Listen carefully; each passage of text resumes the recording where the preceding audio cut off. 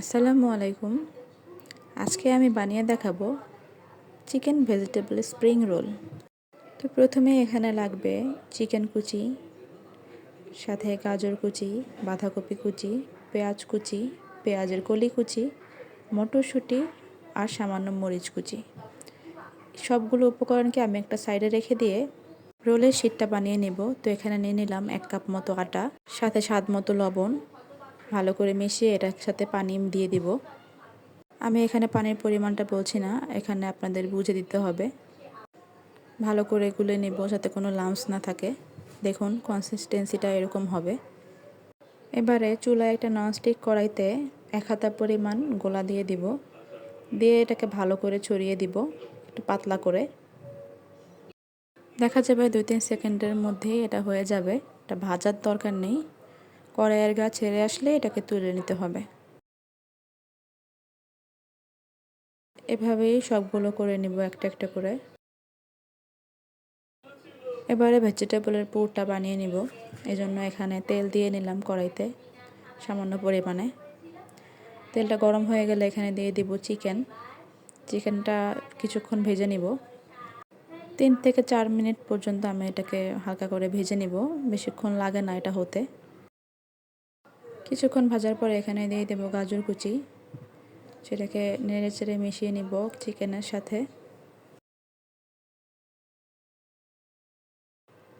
তারপরে দিয়ে দেব মটরশুঁটি। এটাকে একটু নেড়েচেড়ে মিশিয়ে নিব।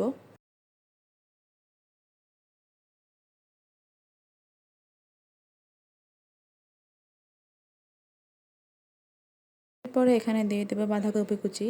বাঁধাকপিটা আমার ফ্রোজেন করা ছিল, এই জন্য এরকম দেখতে হয়েছে। আবারও দিয়ে দিলাম পেঁয়াজ ফুল কুচি, সাথে মরিচ কুচি। এবারে এখানে দিয়ে দেব স্বাদ মতো লবণ।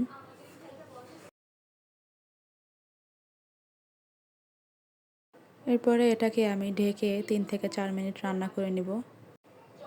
আমি সবজিগুলোকে 80% সিদ্ধ করব, সম্পূর্ণ সিদ্ধ করব না।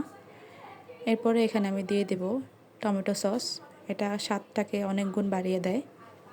দেওয়ার পরে দেখবেন আলাদা একটা ঘ্রাণ বের হচ্ছে, খুবই সুন্দর।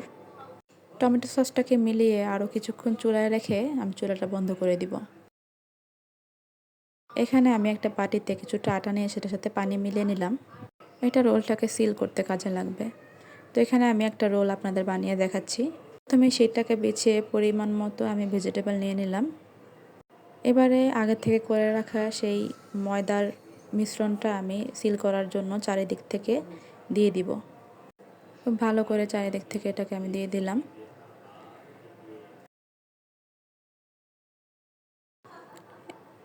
এবারে 2 সাইড থেকে সিল করে এটাকে আমি মুড়িয়ে নিব। ভিডিওতে দেখানো অনুযায়ী করে নিতে হবে। খুবই সহজভাবে করা যায় এটা। দেখুন কতটা ইজি হয়ে গেল। এভাবে একে একে আমি সবগুলো বানিয়ে নিলাম। চুলায় তেল দিয়ে সেটাকে গরম করে নিব। ছেড়ে দিব একটা রোল। মিডিয়াম আঁচে এটাকে উল্টে পাল্টে আমি ভেজে নিব। ব্রাউন কালার হয়ে গেলে নামিয়ে নেব। সবগুলো ভেজে নিলাম। দেখুন একদম পারফেক্ট হয়েছে, আলহামদুলিল্লাহ। ভালো লাগলে একটা লাইক দিবেন।